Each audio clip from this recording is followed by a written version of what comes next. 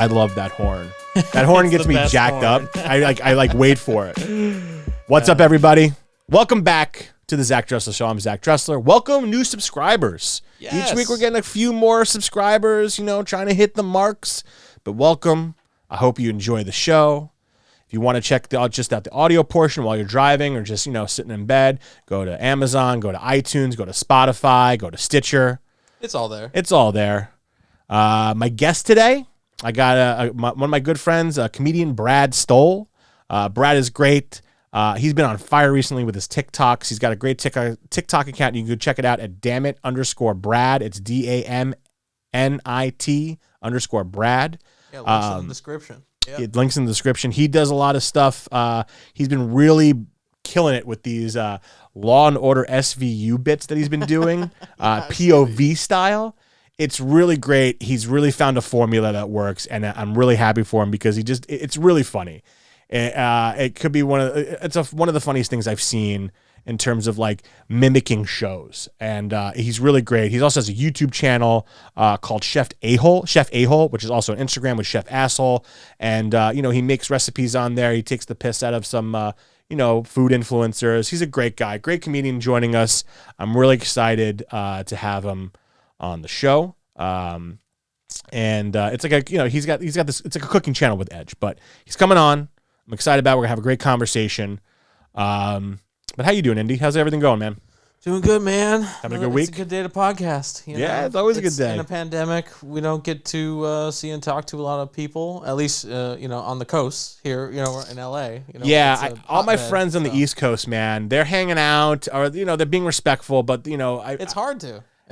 It's hard. It's interesting over there, man, on the East Coast. People are just enjoying, I feel like it's a little less chaotic. The cases aren't high. And, I miss contact. I love coming here.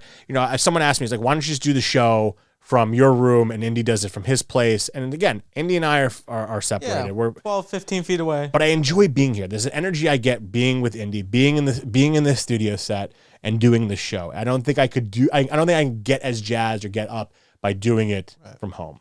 Well, it's like, I follow Bert Kreischer on Instagram, the comedian. Yeah. They have. I love Bert. Yeah, he's so good. They just bought another a house in LA that they're going to move into, so they have two right now, and so they have their kids go to the other house for school every day. So they actually just leave the house and actually go somewhere. So it's like it's like almost like going back to taking the kids to school. That's brilliant. And it helps them go to school. What a baller! And you also get to go home. Yeah. So it's just the physical act of leaving. What a different. Ball. I wish I had money to just rent 2 apartments, let alone buy 2 houses. Hey, that's Netflix for you. Yeah. Jesus Let's Christ. get the Zach Dresler show on Netflix. Huh? We're gonna get there. We're gonna get there for sure. Well, before we get to Brad, Valentine's Day was yesterday. Yeah. Did you do anything for it? Did you have any plans? Did you do anything? How do you feel about Valentine's Day? Yeah, it's hallmarky. I love my girlfriend. Of course. I want to shower her with the goods, the goodies. But you can do that any day. You can't do that any day. And you should do it a lot. You should do it a lot. Exactly. But yeah. I mean, it's good. I have nothing against it. I hate it. The economy needs to keep going, and we need to keep spending. I don't know. It's like Christmas is every year. We got to spend for that. Sure, but and Christmas. Then 2 months after that, you still keep spending. I don't know. But Christmas is like a good feel-good holiday. It's a religious holiday for most people. You know what I mean? Valentine's doesn't have that. Valentine's doesn't have that. And I have to say, and I'll say it. And next to New Year's Eve and Mother's Day, for personal reasons on Mother's Day, I think this is one of the worst days. I hate the most. I just think I've hated it regardless when I'm single or in a relationship. I mean, I've been with girls who love it and I don't understand and they get pissy that I don't want to have this moment. And I was like, we can do this anytime. We can do it on the 15th. We can do it on March 30th. We can do it on my birthday if you want. We don't have to celebrate my birthday if you want to have a romantic day. What sucks is like the fact that you even bring that up is bad to them for some reason. Yeah. You know what I mean? Or it doesn't mean I don't love you. I just don't love the day. No, it's like do you understand the gears at which why we're doing this? Yeah. And understanding that and going, that's messed up. Right. Right? So exactly. That's what we're really not liking. Yeah. Like we want to shower you with gifts. That's great. Yeah, of course. I think it's just the whole hoopla. And also growing up on the East Coast, it's February 14th. February is the dead of winter for the most part. Oh my God. Especially in New York. I mean, it could snow. It could be a massive snowstorm in February. And, the whole thing of like making reservations or doing like, this whole thing and going to the restaurant. I'd rather cook for my lady. I'd rather cook for Carrie. And I did that last year. I made a bomb steak. I made a nice dinner. I'd rather do that and spend money on something else than, going to a restaurant, have someone and being around all these other people that are in this like, I don't know, fake world of like, oh, I love you. You should love each other no matter what. It shouldn't be on the 14th. Right. Okay. Right. Well, like the whole circumstances surrounding it is pressure to spend money on somebody else rather than love that person. Yeah. Right? Like, yeah, absolutely. Like, and that's what's just so messed up about it. Well, like, I guess not necessarily messed up. It's just like you got to make your bottom line in Q1 in Q1. you need a holiday to do that. Right? Exactly. No, exactly. Absolutely. Like, I think that's why there's holidays in these earlier parts of the years, because you need a little bump in revenue. Right? Yeah. I mean, they're placed there for a reason, right? Nah, whenever I'm at, when I'm working and I'm talking to colleagues like, oh, what are you doing for Janice, or what are you doing for Brad? What are you guys doing? And they ask Zach, what are you guys doing tonight? What are you and Carrie doing? I'm like, nothing. You didn't get her flowers? Sure. Right. You didn't think about that? I get you flowers any day of the week. Yeah. Why do I have to do it in February? Why do I have to spend? Because the flowers are going to be more expensive. Right. It's going to be more expensive. All these restaurants are going to be jacking up prices. And people just look at me like I have no heart. They're like, you're such a sweet guy. How can you not want to be a part of this day? It's like the holiday about love. It's because it's a fake holiday. Right. It's fake. Right. I don't. It's a commercial endeavor. Right. Yeah, 100%. And again, it's like why February 14th? Why is February 14th Valentine's Day? And if you have comments, if you know why, put it in the comments below. We're going to look it up right now. If you know why February 14th is Valentine's Day, I'd like to know. Pagan fertility ritual was held in February each year as the Pope abolished this festival. Okay. Festival and proclaimed 14th of February St. Valentine's Day, thus establishing this feast day on the Catholic calendar of saints. So it was a pagan fertility ritual? I think that's way cooler. That's awesome. It's that's way cooler. Spread thy seed, right? Again, it's very barbaric, obviously, but like, we're in an age, right? I shouldn't say like stuff like that won't happen again, because look what's happened. But I don't think, when it comes to paganism and this crap, I don't think it would have lasted this long. I think it would have been a cooler Halloween thing on February, like a second Halloween or first Halloween, depending on when you fall on the calendar, right? Than a Valentine's Day. Yeah. And so it wasn't until more than 200 years later, that February 14th was proclaimed St. Valentine's Day. So there was a St. Valentine? Yeah, there's St. Valentine's made after the homie, I guess. Let's see. It becomes commercial at some point, right? Like, it's like this pagan thing, and then it goes like, hey, we have an opportunity here, right? Maybe this isn't the right page. But you know what I mean? Where it's like, it probably grew in the era of of the Industrial Revolution, where we're like building all these holidays out. Yeah. Right. Yeah. And another thing, why roses? Why roses? What's the significance of roses? They're easy. They're easy? Yeah, I guess. I mean, it's it's cake and ice cream. Listen, cake and ice cream is fantastic. Roses, they die with it. At least I get something. I don't know. I'm not a flower. I don't hate flowers, but just like someone gives me flowers, I'm like, oh, cool. Thanks. Well, they mean different. You give me cake and ice cream, I'm like, we're friends. Right. I love you. Right. I say of cisgendered men, right? It doesn't. I didn't even notice this was here this whole time. You know what I mean? It doesn't speak to us, but to a woman, or a non-cisgendered male, it probably would. I don't know. Yeah, I don't get it. It's a romantic thing. If you guys enjoyed it, good for you. Don't hate on me. Go, don't try to, it's whatever. I don't think it's a big deal, but I don't want to dilly-dally too long. I don't want to talk about this too long. It just comes down to the Catholic Church, and then that just Catholic Church. I'm Jewish. Church. Why does this work? You know? So basically, I shouldn't be celebrating St. Valentine's Day because I'm a Jew. Not because of the money being spent, but because of A little bit of both. A little bit of both.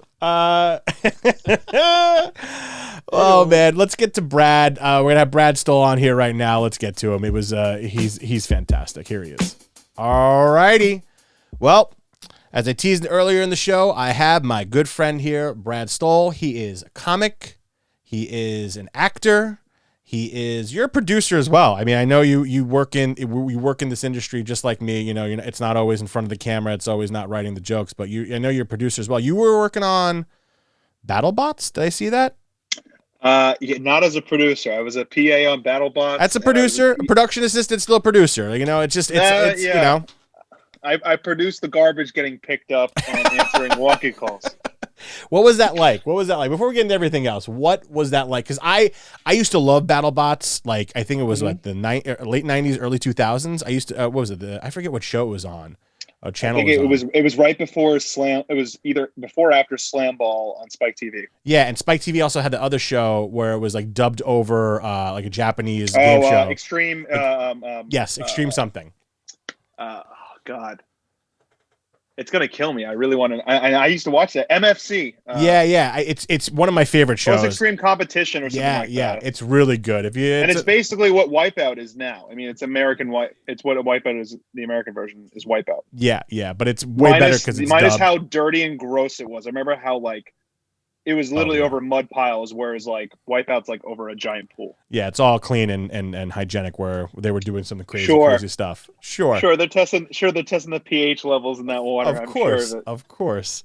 But you did some stuff on Battle. Was it cool? Did you enjoy it? Did you get to see like the bots actually battle? Dude, it was something else. I mean, obviously it's a childhood like we're talking about right now. It's very big nostalgia. I didn't even know the show was still on the air. Neither did I until I saw your post. Yeah, I got a call from a friend. I worked on our AD recommended us, a bunch of us. There was like so many PAs on the show I worked on before. It was like, they called us like, hey, can you get COVID tested? Do you want to come work on BattleBots? I was like, yeah, I'm going now. And I drove all the way out to Long Beach just to get COVID tested on their site. And I had to wait 2 more days. And it was this giant warehouse in Long Beach. And then, they get tested, so you couldn't even go in. So this first day, I walk in, and it's the arena where it all goes down. And I was like, holy shit, like, all, like, my childhood is just, like, nostalgia. And it's massive. It's 2 massive warehouse. There's over 50 teams competing for, I want to say it was, like, $100,000, maybe $200,000. Wow. And these people are there day and night. They're not getting paid to be there, but they're there like 12 to 18 hours a day working on their bots to make sure they're good to go. And then they have these test arenas, like the smaller little places just to test out their cars, make sure they're good to go, make sure the regulation, they get weighed. I was like, this is insane. Wow. Now what are these people's jobs normally? Are they like engineers, technicians? They're like aero, engineers and bullshit. So they're getting paid. They're making good money. Right. Dude, there were teams of like 15-year-olds too that were making these insane robots that I was like blown away, like how much time. And then there are people who've been on the show since day one. There's a guy that was walking around being like, I've been on the show. He looked hammered. And he's like, I've been on the show. People know me as the pirate guy. And I'm like, oh my God, this is, it's wild. You're like, I've been on the show so long, I'm a part robot myself. Part robot. He just shows us his bionic arm. And I was like, oh wow, that's what happens. You become AI if you're on the show long enough. But, yeah, it was really cool. The first 2, I was only there for like a week. One of the last few days though, I got to work in the arena, which at first seems really cool until you realize you are literally breathing in burning metal parts. Yeah. Which can't be good for you. Nope. But they give you shields, you're masked up, and that's it. And then they're like, I had to go in and broom in. So we were basically like, imagine a Zamboni, but with just a bunch of people. I was about to say like a hockey game. There's certain hockey games where they throw squids or hats on the especially when they get a hat trick, and you're the guy that comes in and sweeps all that shit off. Exactly, but I get lung poisoning instead. So it's not the same thing. But yeah, so then we'd sweep up really quickly all like the parts off. And if there was, I saw a couple of things explode. It was insane. So they bring in this giant vent to suck out all of like the bad air. Like that got out all the bad air. Yeah, of course. And then you run in, sweep up really quickly, run out, and there's probably like bro, it's hours of matches. But the matches are no longer than like 15 minutes, I think. Damn, I would Maybe even less. I would have thought like maybe even less. 10 seconds. The way some of these robots can't even. Well, dude, some of these fights last literally 20 seconds because some of them are so poorly designed that they just get their shit wrecked. But wow, it was a really cool experience. Out of the shows I've worked on, definitely the coolest. There was so many people though. It's like it's hard to like make friends with people on a set like that. You kind of just did your thing and you kind of left. But it was cool. I also worked on this flower show that actually did very well during the quarantine. It's called Full Bloom. It's on HBO Max. It's a florist reality competition. I think I've seen this one. I think I've seen it. It's not too bad. It's pretty cool actually. Well, I'll tell you this: it was a hell gig and a half because we were working in the middle of the summer. We were one of the first shows to go back post COVID, and we were all outdoors in Simi Valley in 105-degree weather during the heat wave. Moving tents back and forth. Like literally, we'd set up a whole tent pod because that's the big thing now. You set up. Basically, the movie industry has robbed Walmart's and Dick's Sporting Goods of all their tents. Yeah, because that's all you do is that you set up like literally 40 tents so people can all eat in a socially distanced manner. So you have 2 people per table on like a 12-foot like foldable. Yeah. And we're doing that and we're moving all of that and there's like 5-6 PAs. Jesus. So it's like that's a lot of lifting. That's a lot of manpower. Yeah, so I did that for a month. It was the most fun I never want to have again because I was with all my buddies. It was really cool that we all had our first big TV show together to work on, but oh God, man, I don't want to work in reality ever again.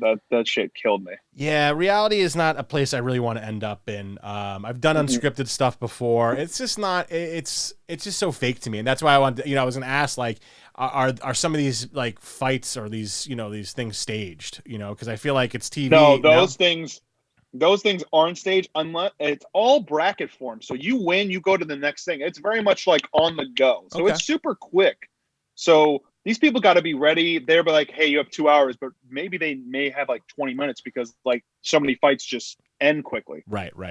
So it's very unpredictable. So it's very like, go get on your shit. And they had no audience. So they made all the teams go sit in on the matches. So it felt like there were actual people watching. Right. Like an audience. So these people are like, not only getting paid, they're not getting paid to be there. They're being forced to watch every fight when they're not working on their bots. It was a lot. But they pulled it off. And I think that was the most impressive thing is that they pulled it off. And as far as COVID shows go, I think that's the most safe thing you could do is, control robots. Everyone's getting tested like 4 or 5 times a week. Like it was an expensive show for sure. Oh, the amount of people. All the production prices have gone up because they have to hire these third-party COVID, testers or whatever you want to call them, medics to come in and test you and make sure everything's safe. The compliance officers is the greatest scam ever created because you can literally get paid $400 to take a temperature of the entire staff. You don't have to be a doctor. You don't have to be a nurse. You can literally go and fill out it. I didn't do it, but it's like $2 online. You're just sitting there hitting people in the head with the thermometer. And you give them a wristband. You check off their name, or if you sit next to the nurses and you check off names to make sure they all have been tested that day. Interesting. That's it. That's great. And you can make $400 a day. Isn't that insane? That's listen, I'm not making anything right now. I'm unemployed. I'm right there with you. Everyone is. It's it's the way where the world is right now. Hopefully not for too much longer. But no, I know. We're hoping. I remember meeting you. We met. So you moved to. When did you move from? You're from Florida originally, right? Yeah. So I grew up in South. Sorry, go on. Sorry. No, go ahead. I apologize. No, it's all good. So I grew up in Boca Raton, went to college in Hartford, and then I moved to New York as soon as I graduated. So I was in New York for about 6 years. We met at Pioneer's Bar at a networking event. I believe it was a closed event. Yeah. For like comedy people, I want to say, more or less. It was dual booked because it was a comedy networking event, and I was there. Not as a comic that night. I was there as a producer for a web series that I made when I was in Australia for Zach and me. So it was the New York City Web Fest was what I was there for. And I knew that's what it was. And I knew Adrian Davidson. Yes. Yes, Because yes. because I did comedy. I met him when we like say 4, 5, 6, 7 years ago. Before that, when I was doing the whole circuit there, the open mic circuit. Absolutely. And I met you, and we hit it off, making fun of all the people that were there. You're like, aren't you supposed to win an award? I'm like, who gives a shit? It's a plastic award that like it means it's not an Oscar, it's not an Emmy. It would have been great, but in the long, I mean that my show won so many different awards, nothing ever came of the show. Right. I mean, it's Did you great ever to have. see Seinfeld's speech about awards when he's at the I think it's like the advertising awards, No, I haven't. and they gave Seinfeld some award, and the whole speech was just shitting on awards. He's like, "What's the point?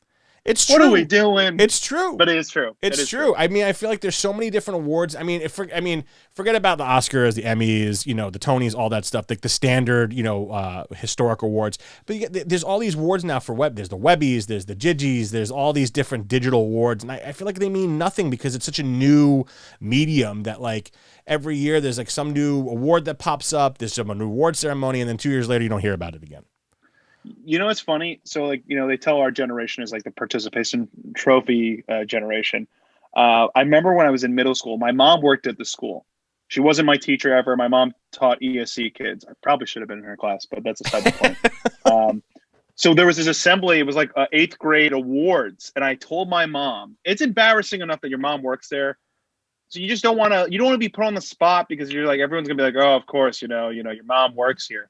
And I straight up told her, I go, make sure they don't give me anything. I don't know if I'm qualified for any of these awards, but make sure they don't. It is embarrassing. Don't do it. And I got perfect attendance award, which, by the way, what a nerdy award. The nerdiest fucking award, number one. Number two, of course I have perfect attendance. My mom works there. I don't have a choice. It's like a slap in the face. Like, give it up for this kid for just listening, Like, I'm like, what the fuck? Yeah, basically, your mom hustled you into that award. You're like, you know what? My son deserves it. He's been here every single day because I've had to be. So I need an award too. Yeah, I need the acknowledgement. He got the award, and I remember my mom was there because like parents were allowed to come to this, and I just walked right by her, and I just looked at her and go, just gave her the fucking death glare of like, you piece of shit. Why would you let them do this to me?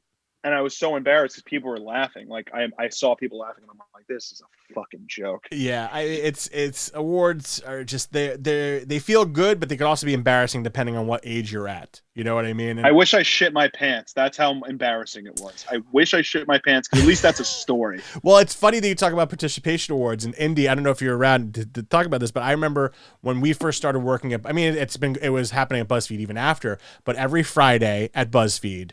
Oh God! Every Friday at BuzzFeed, everyone would stop working 4-ish, 5-ish in the afternoon. Would stop working, but stop making top 10s of what food looks like. Looks like Mitch McConnell's face. Yeah, exactly. And we would and they would pass out awards for videos that got over 2 million, 5 million, 10 million views. And it was cool. Like it's nice to be acknowledged, but to make the full work day stop. And don't get me wrong, so I like it. You can give an award. Yeah. And then you're sitting there and it's just like, and people are just like, oh, they're so great. And I'm not saying accolades shouldn't be given, but this is our job. We're getting paid to make this content. I'd rather them throw everybody $1,000 extra in their paycheck. Right. Then not tell us. Then spend all the money that they spend on like all the hoopla, the stickers, the stream, all that stuff that people will get. 0 to none because it's probably all through the office as it is. Yeah, exactly. So what money are they really spending? And also the fact that that's the most BuzzFeed shit I've ever heard. Here are the top 10 employees you didn't think was going to get an award today. Exactly. That's so fucking, oh God, that's so gross. I remember they did that at I think it was a restaurant I was working at. I was furious because they were like, it was Cheesecake Factory. Go figure, of all places. I remember the employee of the month shit killed me because a girl got it twice in a row and there was a small staff and I'm like, do you understand how much we're making you're like, we hate this job more now? And like you're not even trying to commend us for the way we get our ass kicked every day because some dude wants a gallon of ranch and then you tell me no. Right. Well, I think it becomes problematic when you start just giving accolades to everything because listen, in the work world, you know, but I did enjoy my time at BuzzFeed, and I'm thankful for what I learned there and everything. When you go to another job, you know, it's not going to be the same. You know, this is your job. I'm not going to congratulate you for making a video that was part of your job, or, you know, like, Fuck no. and I think that, you know, a lot of people have, I think that's going to be, you're going to see a lot of issues where it's just like, oh, I'm not, you know, I'm not getting the accolades that I should, or the recognition. It's like, you will get the recognition, Right. bust your ass, and you'll get that raise, you'll get that promotion. And if it doesn't work Absolutely. out, that is life, and you move forward and you get another job or you move somewhere else. And again, I'm not saying that it's not okay to, you know, give accolades to people, but do it on the side. Send them an email. Yeah, I don't think you need to shove it in people's face, because I don't know how much that makes people want to work harder. Some people are motivated by Some people getting are. burned. And I think I am a little bit, but sometimes definitely I'll get spiteful. It depends if I already like the job. If I like the job and I'm not getting the award, I'm going to work harder. Right. If I hate the job and I'm not getting awarded, I've just found another reason to hate the job. So, like, I think that getting awards is fine to an extent, obviously, but we all need to recognize that most companies, their biggest problems is they don't know how to properly reward, or at least acknowledge that, like, the retention rate of any job is horrifying. Yeah. Now people just want to keep their job because of COVID. But before that, they're just like, it will be like this, like, oh, our turnover rate's 45%. That's horrible. Yep. You should be maintaining those people. Like, you obviously don't care enough to keep these people or keep them happy. And that's why they're running off to another company. Yeah. Like advertising agencies. We know this. What's the average lifespan of an advertising worker in an agency? I mean, if you're 6 lucky, months, 6 months. 6 to 9 months, maybe. You don't even get the year sometimes, Yeah. because someone's already offering them more money. It's crazy. Or you're just not happy there, and you just don't want to be in Right. that type of environment. Well, let's get to more stuff, like, you know, the fun stuff. The fun stuff, yes. I love your page, your YouTube page, and your Instagram, Chef Asshole. I think it's great. Thank you. Now, you've worked in restaurants. Are you a chef itself? Are you a chef, or you just learn from chefs while working in restaurants? Because I learned how to cook better from working in restaurants all my life and working in different various restaurants. So I learned, I made friends with the chefs every time. One, because you make friends with the chef, you always get free food. Exactly. That's just a known fact. And your food, and the food that's coming out for you is always going to be better than someone else. Like, they're going to make it fresh. They're going to make it proper. So this way you get better tips. 100%. Absolutely. And at the restaurants I've worked at, they weren't the highest class, but they always knew, like, it's funny. The chefs are always better than the food that was being put out. So you really got to see, like, the art form, the love, the way they talked about the food is the same way I view food, even if I'm eating garbage, you know? Yep. So I learned slowly from that. And then I didn't get my first cooking job, and it wasn't a permanent job, but one of these breakfast burrito trucks hired me to help cook a little bit and roll burritos. So I got to learn their method. I could tell they never worked in the restaurant business. I don't think they're ever going to see this, but it just wasn't. Yeah. I could see right through it. I've worked in the restaurant business now, for 6 years. I know who's been in it and who's never been, or it's your first day, or you've been working there way too long.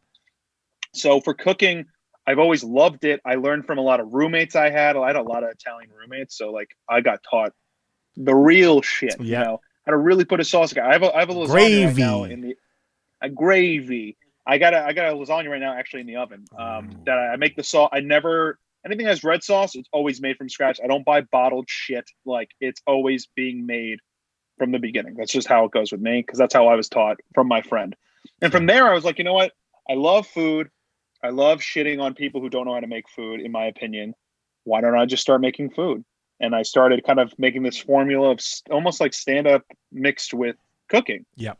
And that's kind of how Chef Asshole was born. And obviously, being home during a pandemic, I was like, I got to find something fun to do. And I was cooking so much in the beginning that I was like, screw it. Why don't I just make content out of it? Like, this seems, like the right avenue.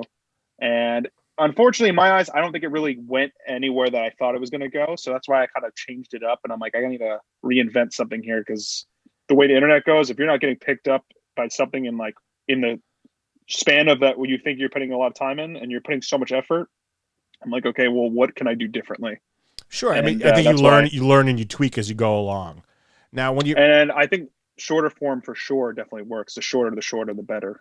I think it just, again, it depends on the platform and how you're doing, but I do agree with that. Like, people just have a shorter attention span and want quicker to digest things quicker, whether it's 15, 30 or 1 minute, people do like the longer stuff.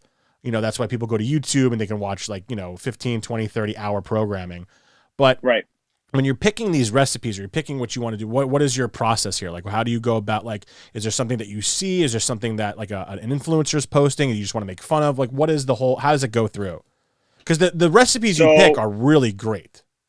Oh, thank you so much. In the beginning, I was like, let me make the stuff that I love. Okay. And then that revolted into, let me make stuff I can make fun of, like whatever the ambiance behind that. And then I was like, okay, let me make fun of chefs. Because I want to shit on chefs. I love shitting on chefs. Okay, let me make fun of, and like it never derived from, oh, I want to make that. It was like, okay, I want to make something crazy. I want to mix two things together that may not go. And I want to also showcase my comedy in a certain way that will replicate in the food as well. So like I did an episode where I made fun of John Taffer. It's one of my favorite episodes I've ever made. You do a very good John Tapper impersonation. Thank you so much. You're going to get people sick. Podcast. It's called the Zach Dresler Show. If you ask me, it's kind of a train wreck, but here I am trying to fix things. So we're gonna use that as a promo, by the way. Let's cut that. That's gonna be a great promo. Please. Oh, for sure. So I'll tell you the story of the John Taffer. But yeah, I made that with some buddies. It was the first time someone's like, my group of friends who like I shot stuff with in the past. They're like, hey man, we love Chef Asshole. Anytime you want to come over to the house and feed us, we'll shoot it. Nice. I was like, yeah. And they have like a fucking 4K camera I don't have. I'm shooting on my iPhone, by the way, with like an influencer mic that I bought for $300. God knows why, but it works. It works. And I was like, fuck it, cool. I'll edit. Like I'll get a nice cut. And it was like to me, it was like the nicest package one I had. And I made it was a Guinness French onion grilled cheese. And I was like, I want to incorporate John Taffer in this somehow. And I was like, let me get in your car. Let me look like I'm doing surveillance. And so that did really well. Actually, of all the episodes, I think I did the best. But I remember, I tried to get Taffer's attention a while ago. So during the pandemic, one of my buddies has a podcast with Bro Bible, and he got to interview Taffer. And it was a great interview. Taffer is just such a great talker. Yeah. He seems like a really down-to-earth guy, Long Island guy who just kind of knows what he's doing. So I messaged him after I watched the interview. Well, hey, man, so-and-so is a really good pal of mine. He's worked really hard. It was really nice to see you say everything you said. And, I really enjoyed the show and I really look forward to whatever is next. And he's like, thank you so much, Brad. Good luck in the pandemic. Be safe out there. Very nice. Replied. Yeah. I was like, cool. Now that I got your attention, I'm going right for you. And that's when I came up with a video, and I did one where it's John Taffer rescues himself. And it was just me basically doing things in my apartment at the time, like eating stuff out of the fridge without, drinking milk out of the fridge, and like jumping in a pile of dirty laundry, and like, coming into my own house and finding out that I'm the person that needs to be rescued. And it was dumb, and it did decent, not great. For me, it went well. He saw it multiple times in my story because I was like, well, this guy sees my shit. Like, he's going to see it. Saw it, never said shit. Wow. And then eventually he just sent me a thumbs up. And I was like, yeah, he didn't like that at all. And, and I was like, fuck it, I'm just going to do it in my Chef Asshole thing. That was later on. That was before Chef Asshole. And I was like, fuck it, I'll incorporate both together. And I do enjoy doing the impression. I think it's such an indie impression because I feel like he's big, but not big enough. I feel like you either love that show or you don't know who the hell he is. Yep. But to me, he's like, I don't love reality TV that much, but he's someone where I'm like, I will watch hours of bars being rescued and him yelling at people. It is so funny. It reminds me of every manager that was mad or chef that got pissed. Yep. He's everything in the restaurant business to me. He knows his shit. Yeah, I mean, when I used to watch this show, when I was working in like a bunch of different restaurants in the city, I was like, man, I just want this dude to come in and just rip my boss a new a-hole. Like, I just want him to come in and be like, what are you doing? You got, just Bro, like go in, and so I could just sit there and be like. I wish he came to the Cheesecake Factory. I really wish he did one day. Just being like, I see this fettuccine Alfredo sitting in the window for 5 hours. What are you doing? You're gonna get people sick. Red, this range is disgusting. Oh man, I've seen mold. Oh man, I used to. So that's another thing we have in common. We both, not at the same time, but we both worked at the Cheesecake Factory. I worked. It's a real factory. It's slavery. Well, yeah. I mean, it's definitely they push your buttons. I worked in college there, and I after my year working there, I said I would never go back. And I worked at I went to school in DC, and I worked at the one that's in Chevy Chase, and it's a 2-floor. It's 2 stories. Jesus right? It's Christ. huge. It's Nightmare. fucking enormous.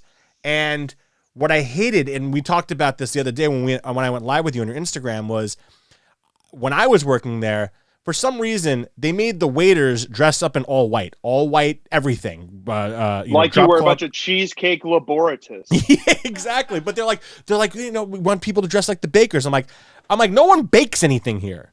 Something is made. No, let's be real. The only thing that is made on premises is the sauce, and that's it. That's it. I mean, and that's it. And there's certain items I like that from the hot side that I like, but the cheesecakes were never made there. The cheesecakes come. And the cheesecakes, let's be real, as a cheesecake aficionado, garbage. It's sweet garbage. Yeah, it's just really sugary stuff. It tastes good, but it's not cheesecake. It's not Junior's. No, it's not Junior's.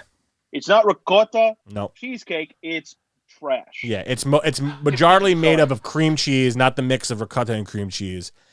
And I was just like, why are we wearing all white? I'm schlepping these plates with the tons of Fun Burger, with the egg rolls, with all these things, and I'm like, why am I doing this? I'm like, I'm wasting money on white T-shirts, because I remember I bought like 2 shirts, and after being there for 6 months, they're like, hey man, your shirt's not as white as it used to be, and I'm like, it's dark in here. Who gives a crap? I love that. So at when I worked at Beverly Hills, they didn't give a shit. They're like, I had so many stains. They never said anything because they cared more of us if we were going to stay, because people quit. Well, so much of that. Okay, talk about high turnover. Cheesecake has. I mean, I remember I was that Cheesecake. Because you enter your employee ID when you go in and punch in the food, and I was like employee number 678, and I'm like, you mean to tell me there was 677 other employees that were not happy here? Oh, that's a shocker. I think there was like 2 people there that were in the top 100. I'm like, you guys need a life. Yeah. And then when you meet those people, they're like so prideful, yet so spiteful, yet so like, get out of my way because I want your hours. Like, it was a real shark. Like, then I moved to Sherman Oaks, and that was like a shark pool. They literally were vicious. Well, because you can make good money because the price is so high. And people want to get so many. But they're not though. But they're not that high. It's the portions are big. So like if you have a big group, you can rack up a bill. But like if they're not drinking, do you know how hard it is to like surpass a certain number after? Like I had, sorry for the name drop, Floyd Mayweather and his crew came through right before I was about to close out a shift. He came in literally 30 minutes before changeover. I was like, well, I'm not fucking leaving. Isn't that the worst? But, I mean, if I know I'm going to make good money, I'm not going to leave. Right. So there was 4 of us taking care of, I think, 30 of them. That was his entourage and him. And it was like training people, blah, blah, blah.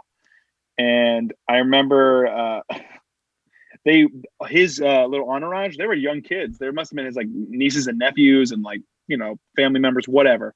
They're fucking ordering 3 different things, the appetizer, an entree, and dessert. Even with all that, like, ordered, she can come in. We can say hi to the wifey. Yeah, I know. We can say hi to the wifey. It's all good. No, I know. She just grabbed something. So, like, literally, the bill I think was $1,200, which is a lot of money, but it's not. Right.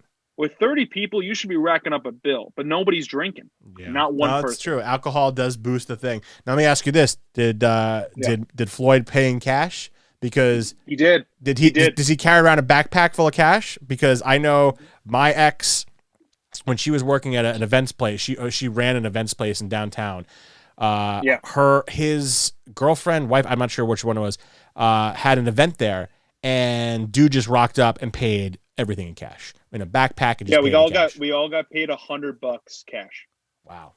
Like each got tipped $100, and we didn't do that much work. It was actually pretty simple. Once we got the orders in, it's all done because the expo runs it. And everyone was furious with us because they're like, "Fuck you!" Like you got. I was like, "What do you want?" He took over my entire section. Isn't it crazy? People get so angry about that. Like, come on, it's whatever section that got put on, you get lucky. And sometimes, listen, you might not for next week. You may not even come close to making $100 in one night.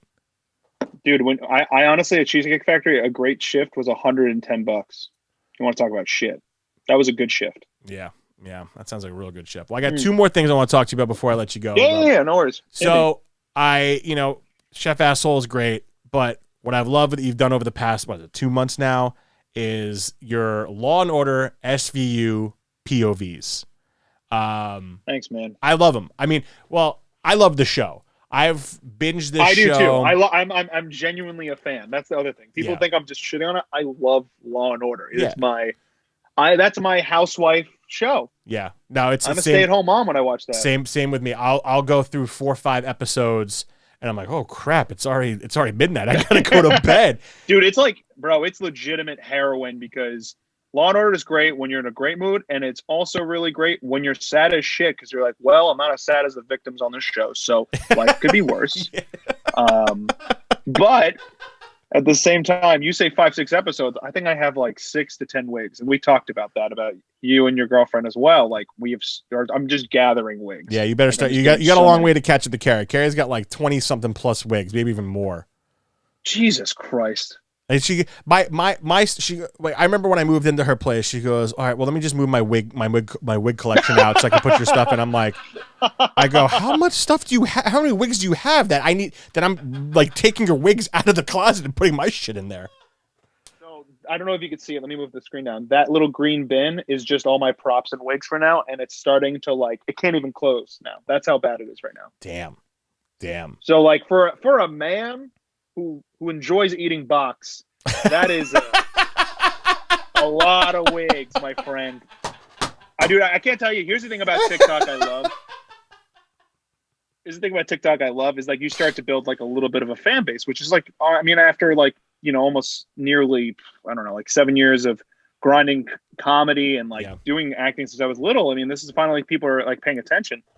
They start writing, they start feeling like they know you, like saying shit to you. I'm like, oh my God, you're too comfortable. They're like, wow, I'm just really surprised you're just not gay. And I'm like, here we go. And I feel back in my childhood once again to have to validate the fact that I live with my girlfriend and I'm the one that just wants to have sex all the time, Yeah. And like, they don't know. They're like, well, you are bald and you have a mustache. Gay. And I'm like, no. But what's your favorite Broadway musical? I'm like, Rent. And they're like, oh, fuck. And I'm like, I feel you on that. Listen, and I love LGBTQ, the community, everything. But people have assumed that I was on a shoot last December with an older Jewish woman, a grand influencer, 70 years old, named Sephora Solomon. Okay. She's got like 40,000 followers. Swear to God. Stop. Swear to God. And I had to shoot her for a video for Svetka Vodka. And it was a lot of fun. And I was with her the whole day. It was just me shooting, and I brought Carrie along so she can be my AP, so she can help me out. And, the whole time, Carrie and I, we kept it professional. A couple of times, we kissed or whatnot. Because, again, it's just me, her, and this influencer, and it's in the kitchen. It's a fancy kitchen. And so at the end, I'm dry. We get in the car, and Sephora's like, "Oh, Carrie was so nice working with you." Blah blah blah blah. She's like, "Do you have a boyfriend?" And she's like, "Oh my." And she's like, "Yeah, you're sitting next to him. It's Zach." She goes, "Him? No, I thought he was gay." And I just looked at her. I was like, "Sorry, if a lady named Sephora calls you gay." Well, it's funny because. Like I said, it's been an interesting, like, I'm not gonna say battle, but like just people saying that I have. Yeah, no, it's a battle. You could say it's a battle because it is a battle, man. Because I know what it's like. And it really started probably. I mean, it started in high school. You get called those names. Oh, yeah. Why are you smiling? You gay? And it's like, no, I'm happy. Like, leave me the fuck alone. Oh, I just have emotions. Yeah, exactly. I'm not a robot. But my end of senior year of high school. I gave my father, from all the money I saved from being a lifeguard and working in a restaurant and the bar mitzvah money I made, my father made a deal. He's like, whatever money you make at the end of high school, we'll match and we'll get you a car. All right, you tell me what kind of car you want. So I was like, okay, cool. Being in Jersey at the time, I was like, all I want is a used Wrangler, drop top, head to the shore. Yeah, I know you can make the face you want now. I get that face all the time. Okay. Day after graduation, I wake up, I'm hungover. My brothers come in and they go, hey, wake up, come get us bagels, go get us bagels. I'm like, get your own fucking bagels, kids. And then my mom comes in, she goes, sweetie, why don't you get up? It's already 11 o'clock, get your day going. I'm like, I'm hungover, leave me alone. And then my dad comes in, get the fuck out of bed, and throws me out of bed. Like literally flips the mattress over. So I go downstairs. I'm like, fine, but I'm taking. He goes, in Israel, we don't sleep past this. He's like, we don't do this. He's like, I'm on the kibbutz already. And so he throws me out. And he ends up. I go, fine. I'm taking your car because he had a really nice BMW. I'm like, taking your car to get these goddamn bagels. And I go downstairs. And I open the door. And in the driveway is a brand new 1999, because I graduated high school in 99, brand new VW Bug. Purple.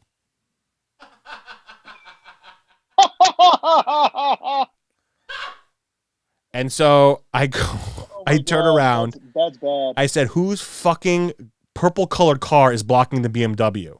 And it had a bow on it. And my dad goes, He's like, my friend, this is your car, yeah? he's like, it's yours, you fucking asshole. So I get in the car. I'm like, Dad, the car's purple. He goes, no, it's midnight blue.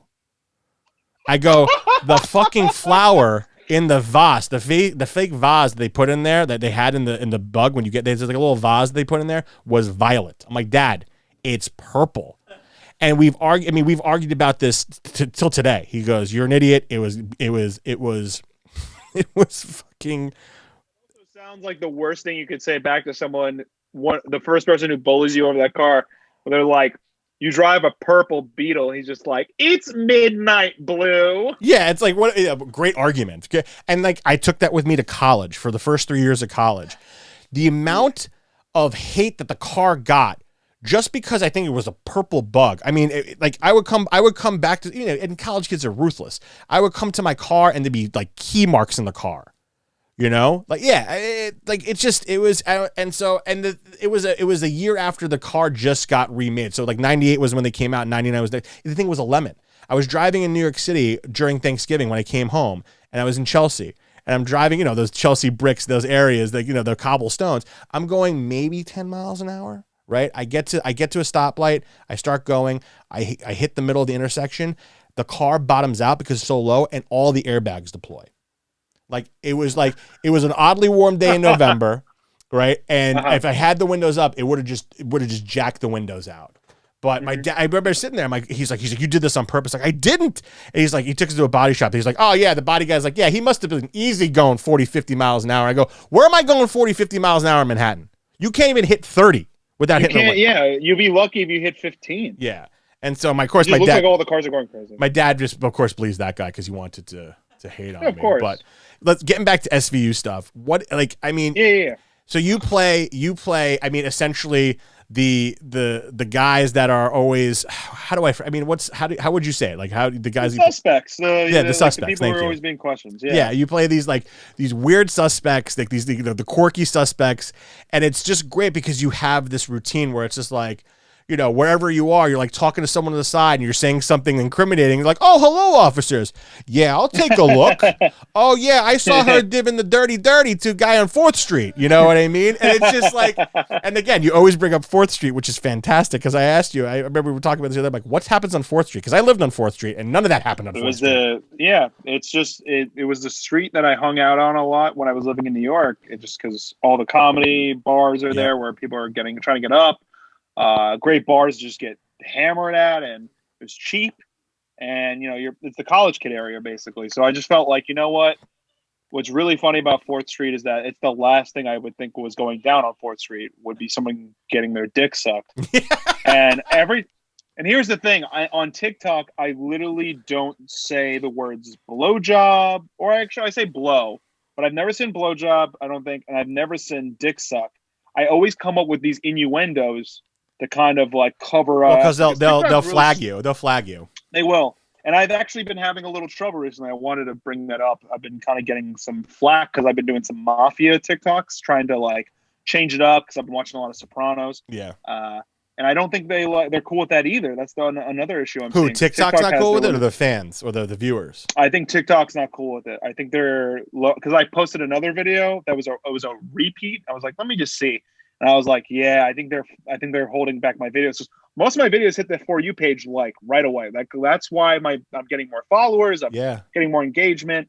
But now I've seen like the last 4 or 5 where I've been mixing these mafia characters. They're like not cool with it. And I was like, okay, let me see what I can do And then I was like, let me just test it. And then I just posted this one, and then now it's starting to get views. I'm like, it's these. And I have to just reword it probably. Yeah, just yeah. say like Italian or whatever, to kind of just pass it by. Because you see in like TikToks where they'll put, instead of saying nudes, they'll put like an eggplant emoji in the middle of the words. So they're not saying the word. You know, like everyone has their tactics. So I found if I don't say the words suck dick or blowjob, and I find out fun ways to do it, first of all, that's another joke.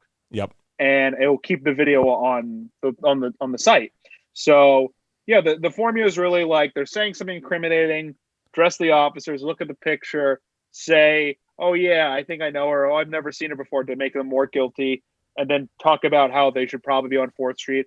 Or if it's like school, I'll say, oh, in 4th period. Like it's that's the code word. It's like people in the comments are like, oh, 4th Street this, 4th Street that, 4th Street that. Love it. And, they love it. Never participated, and 4th Street are the things that I've gotten said the most to me when I put up a video. It's always that, but they never participated, and they don't.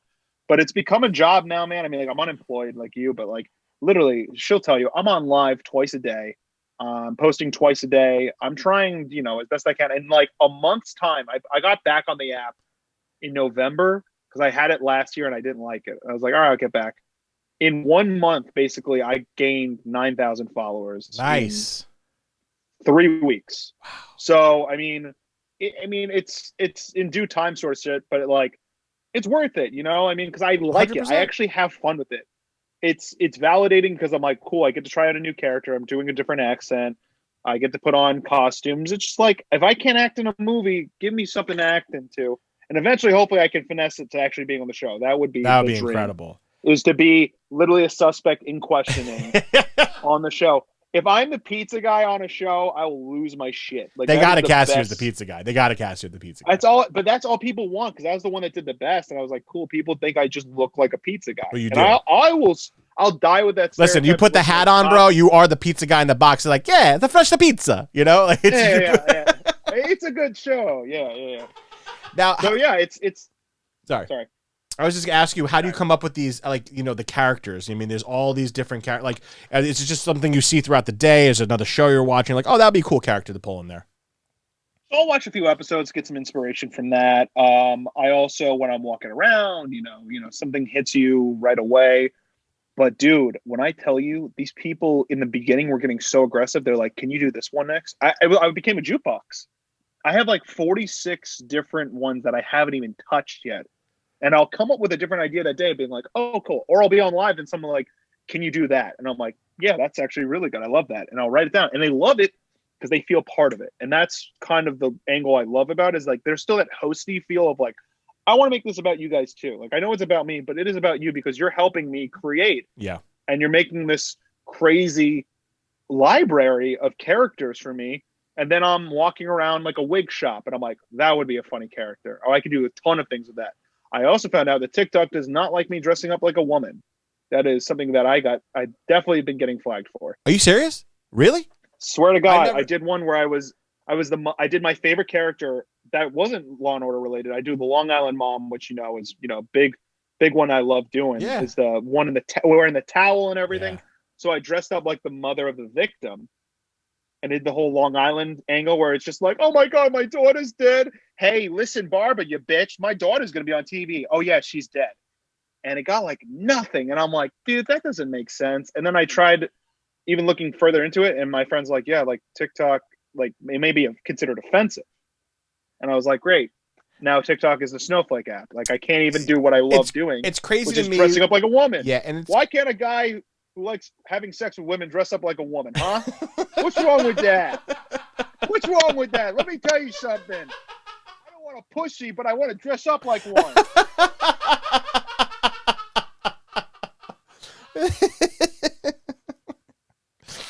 It's wild to me what is acceptable and what is not on that app, because you literally have, like, you know, teenagers and women just like half naked dancing to Bust It and doing all these different dances. And like I remember I posted something, this is like probably in March. I have this Death Star weed grinder and I put it to, like, you know, the whole the Star Wars opening, you know what I mean?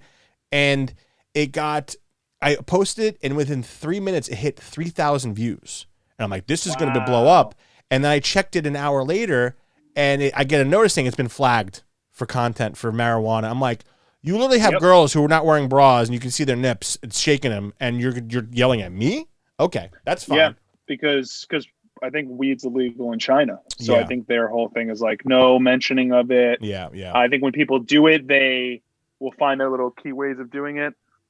But yeah, I mean, like that's the really unfortunate part of it is that it is China owned, so we have to follow the Chinese rules.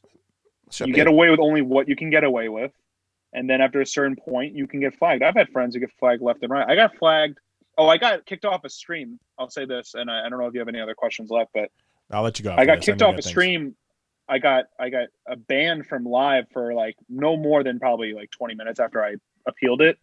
Me and my buddy Matt, who just came through, we were doing a live together. Like I had him in the car with him. We were going down Hollywood Boulevard making jokes about Scientology. Cut immediately. Whoa. Just as soon as we made a Scientology joke, immediately the live just dies. I'm like, what the fuck? And then I get a notice on TikTok Live. On TikTok Live. On TikTok Live, and I was like, and it's like, you've been flagged for breaking one of our violations. And it wouldn't say what. I was like, what the fuck? And I appealed it immediately. They were going to ban me for a week. Wow. I was like, get the fuck out of here. That's crazy. I appealed it. 15 minutes go by. They're like, you're right. Sorry. Here you go. It's back. But like, that's why I'm like, okay, I can't joke about a religion. If you can't see me, I did air quotes because Scientology is a cult. Yep. As we all know. It's the California cult. It is the juice cleanse of religions. So, and I got in trouble for that. And that's what I'm saying. TikTok will stick up for a lot of shit that they shouldn't, and they won't stick up for a lot of shit that they should. Yeah. You know, it's a very hypocritical app, unfortunately, but it's helping. So I can't necessarily hate it too much. I just gotta have to figure out ways around rules. That's crazy, man. That's wild. Yeah. But listen, I'm going to let you go because I know it's your birthday weekend. You got people coming over and you're going out to Palm Springs. Thank you. Enjoy it. When you get back, I want to do a bagel review with you. We talked about some bagel place that you really like, and I would love to come with you and do a bagel review. Hanks? I would love to go to Hanks with you. Okay. Indy, nice meeting you as well. Guys, thank you so much for having me. Should I plug plug everything you want, man. Go ahead. Okay. So my TikTok, I'm going to plug that first because that's the one that's most important. At dammit, DAMNIT _ for my socials, at Chef Asshole on Instagram and YouTube at Chef Ahole. I also have a really great sketch group called Sad Dad Comedy. It's a collaborative. Great. So once we start unquarantining you, Zach, we're going to get you some stuff as well. I'd love to. I know Carrie would love to get involved as well. Oh, please. Yes. I would love her as well in there. And also, I will be dropping Law and Order-esque merchandise as soon as I hit 10,000. Ooh, I gotta get my hands on some of that. I didn't think I was gonna be I wasn't gonna be a merch guy, but I was like, you know what? There's too much people quoting this for me to not try. So absolutely, I'll send you some copies of what it looks like, and I'll let you know as soon as it goes up. I'll send you some discount codes. Hell yeah, bro! I'll purchase that stuff. But thank you so much for having me on the show. This is great. I wish you the best of luck. Mazel tov. Thanks, on this brother. Podcast. Thanks, brother. And thank you again for having me, guys. Thanks, you guys stay safe over there. All right, man. Be good. Peace. Same. That was great, man. I enjoyed talking to him. That was really fun. I hope you enjoyed the show. I hope everybody enjoyed today's show. Please don't forget, check out all Brad's stuff. Subscribe to our channel. Subscribe to the audio portion on iTunes, Stitcher, Amazon, Spotify. We're all there. Have a good week, everybody.